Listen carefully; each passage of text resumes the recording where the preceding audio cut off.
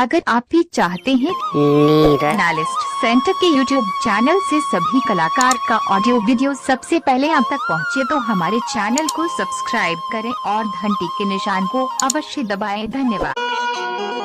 नैना से ले रयो यमला के गिर रहलई भगवान हो। जय हो। माय बहन के उन्होंने प्राग दे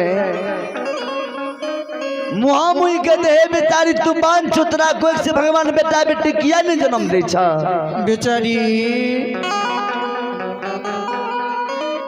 माय बहन के उन्होंने सुन अबला जार बेजार आंगन में कहने भगवान है के नदी नजुर दी भगवान हमर यहाँ बना दलिए गुरिये। एक बेटा बेटी के कारण संसार में माय बहन गाय में हमरा उल्हन प्राग दे दे छे।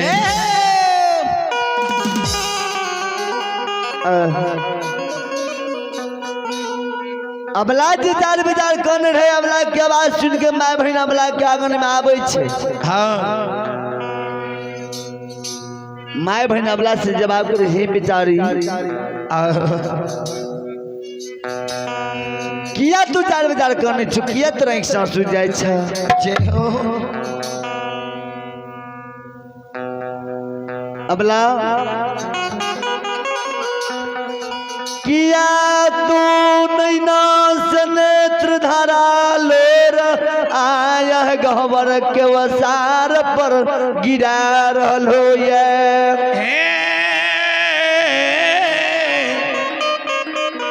बेचारी है। अबला बेटा बेटी के कारण कहने छो। अभी तोर कौन उम्र भेला है? माय बहन के तो 20 वर्ष 30 वर्ष 40 वर्ष तक संतान है बेचारी नहीं कहनी नहीं एक सांस सुभावी धैर्य बन के तू रह। अबला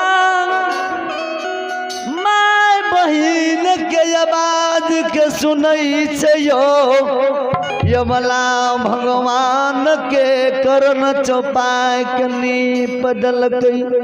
जय हो।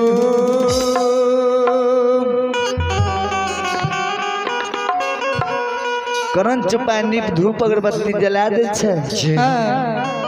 फूल बाती तोड़ के चढ़ा दे छे। धर्मराज बाबा के आगा में कल जुड़ के खाड़ भा जाए छे। ठाकुर जी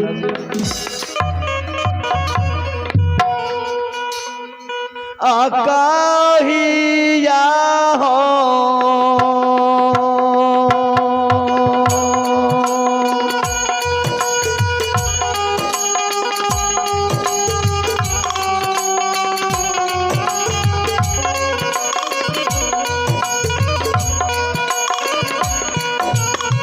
हे मेरा मोहिया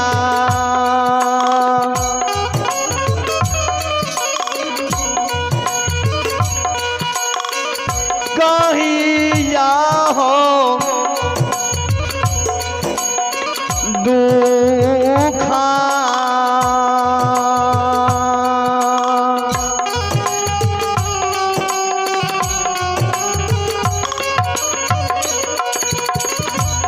ये हर मैयो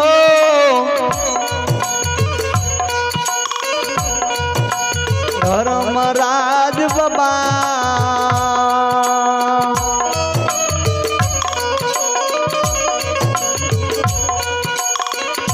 बाबा माँ के पूरा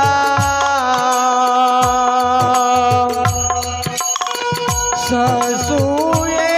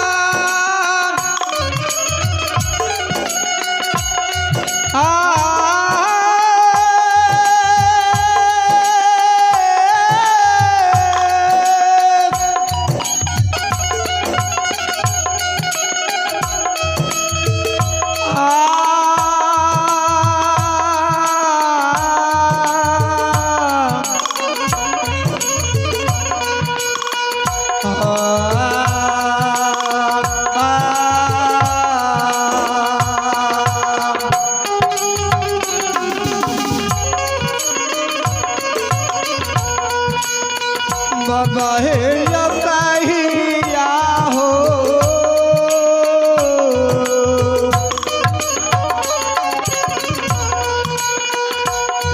हो दुखा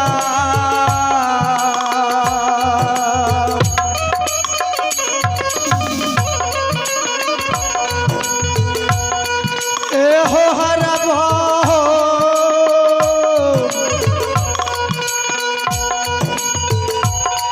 लीलाधारी बाबा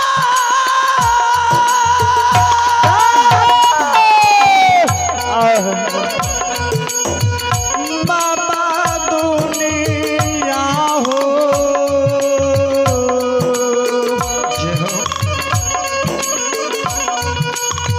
सना नया सनसा श्रोता बंधु यमला चार में दारू गोबर के उसान में कौन हो धर्मराज बाबा है कहिया यही बधनिया के दुख के मालिक दूर करबई भगवान। जय हो अबला बाबूजी नित दिन गंगा जी में स्नान करे रहे। गंगा जी में स्नान करे बला माँ गंगा में पार बढ़े गंगा के पानी उफान मार रहे ले खल खल करे रहे।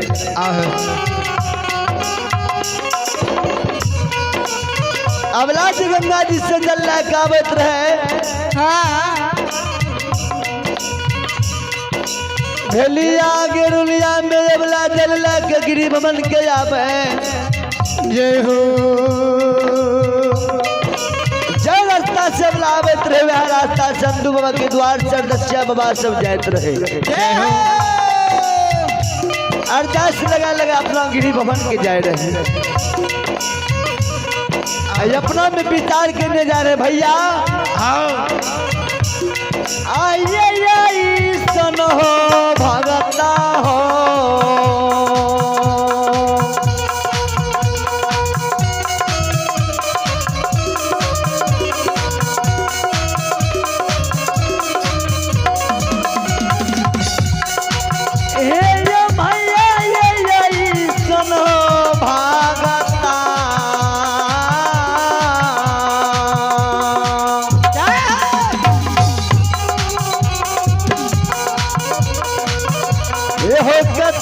देखलो हो समाज बाबा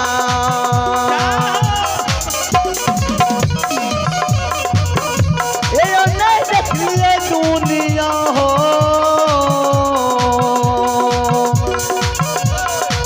सनाया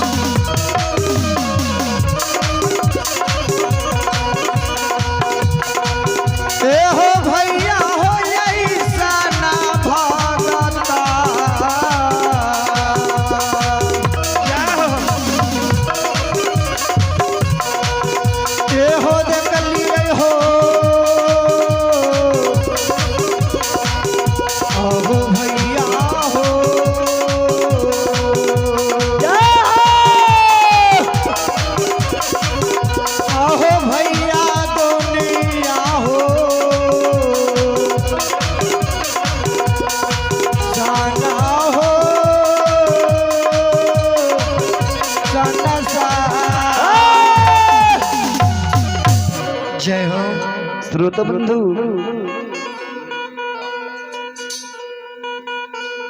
और दस्या सब हमरा में विचार के नाम रे भैया ऐसा भगता पंजार हम के तो नहीं देखलिए है कल की से के ना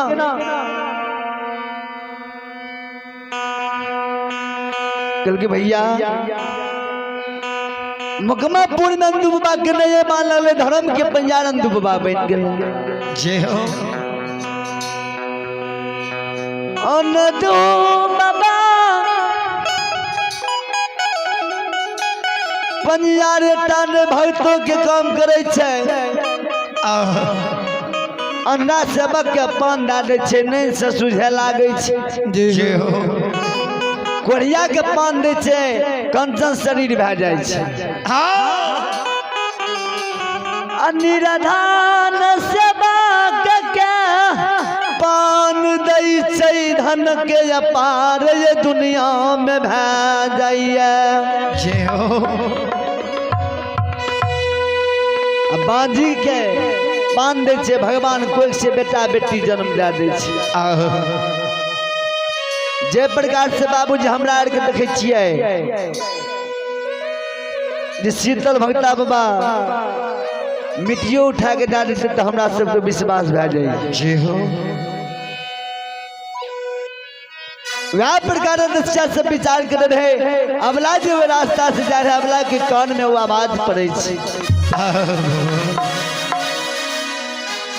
अबला दरबार मार के यार दसिया के अगास घेर लै छे हो बाबू बाबू कौन बात बोले ला रे कहाँ में भगता छे कहाँ में पंजार छे एक बेर हमरा बात ठेकान बतेबू जय हो कल के बेचारी